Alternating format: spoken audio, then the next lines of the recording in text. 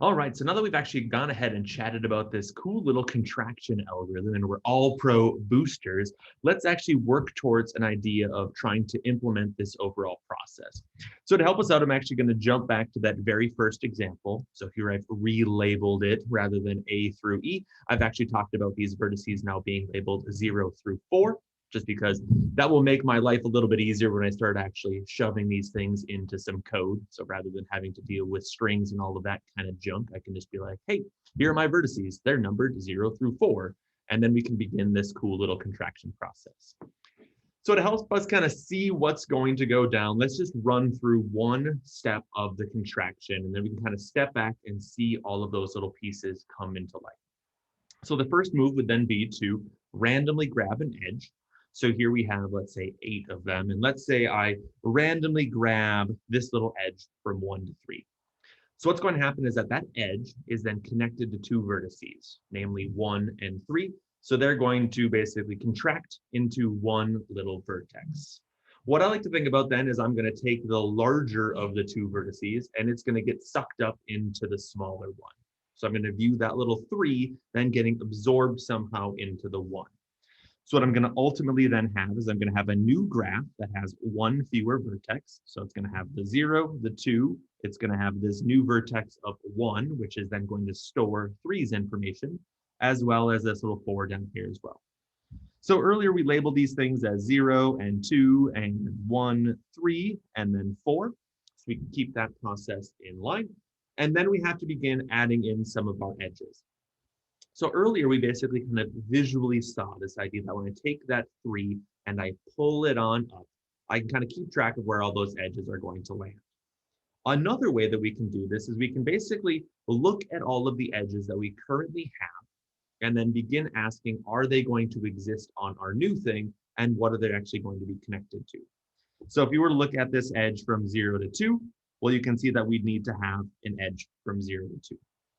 Then if you were to look at, okay, we have this edge from 0 to 1, so that's going to become this edge from 0 to 1. Then if you were to say, okay, we have this edge from 2 to 1, you're going to say, well, I now need an edge from 2 to 1. And then if you're going to say, okay, let's look at this edge, that's an edge from 0 to 3. Well, 3 now got sucked up, so now it's going to become that edge. And then if you look at this one, you're going to have this one from 2 to 3. So I have a new edge from 2 to 3. Then I'm going to have, let's say, this edge from 1 to 4, which is then going to say, okay, an edge from 1 to 4. And then I'm going to have an edge from 3 to 4, which is then going to give me another edge from 3 to 4.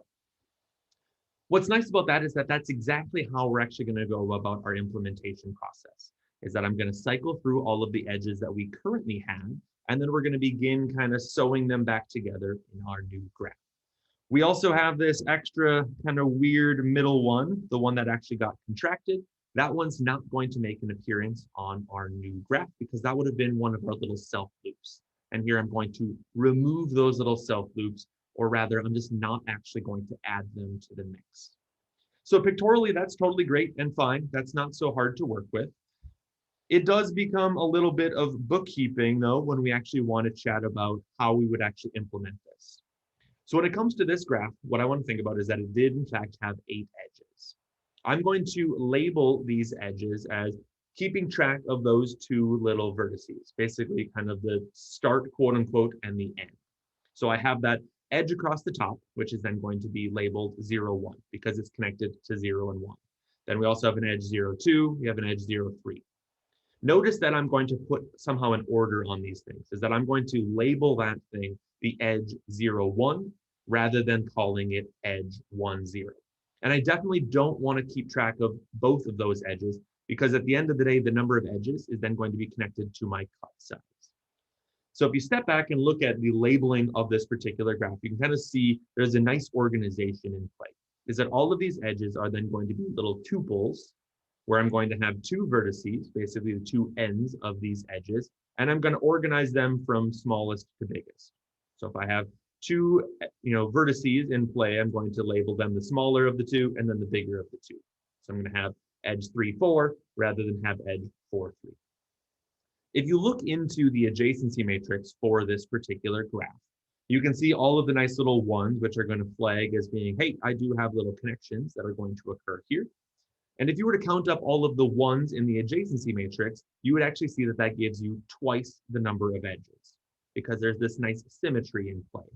The idea is that this little one is going to represent that 0 and 2 are connected, and this little one is going to represent that 2 and 0 are connected. But I don't want to double count those things.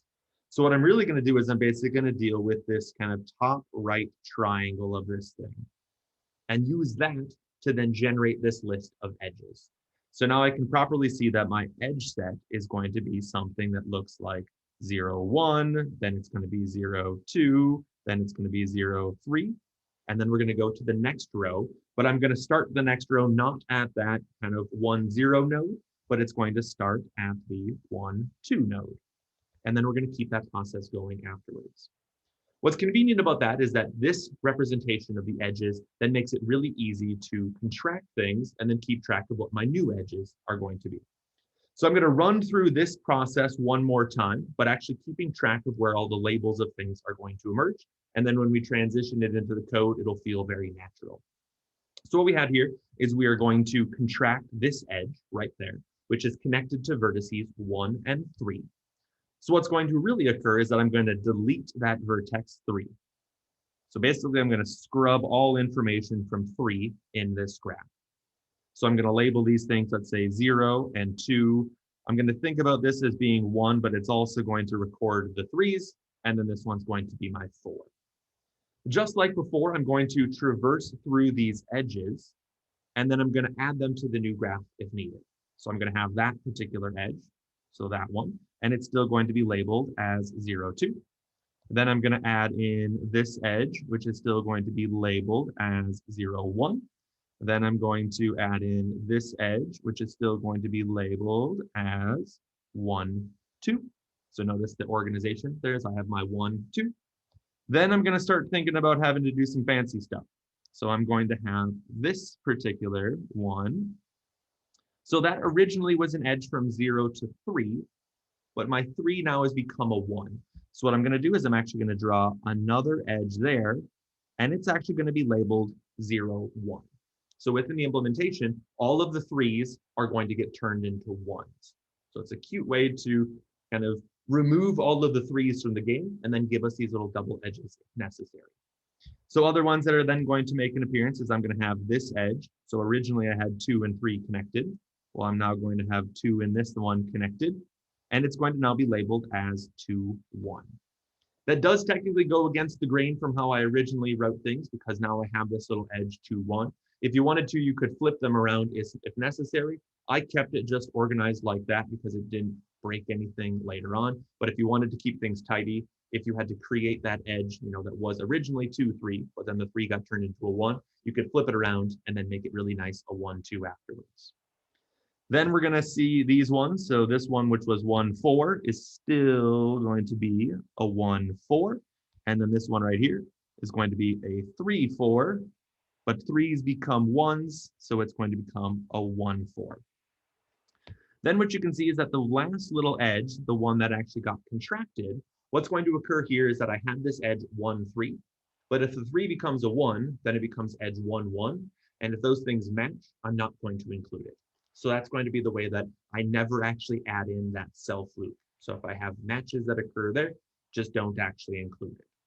Then you can rinse and repeat this process over and over and over again. You can see that there are no 3s in this thing, so it makes my life a little bit easier to work with. So if I contract any of the other edges, I'm going to scrub the bigger of the 2 numbers. So if you were to, let's say, contract this edge, all of those 4s would get turned into 1s. If I were to contract this edge, all of the 2s would get turned into 1s. If you were to contract this one, all of the 1s would then become 0s. So we're going to keep on sliding these things back to the smaller of the 2 numbers, and then we can really kind of start to see these things hum along. So I'm probably going to pause it there, and then I'm going to jump actually into the implementation so we can kind of have these 2 worlds separated, but be thinking back to this as our example, and then that's going to lead very nicely into the actual code.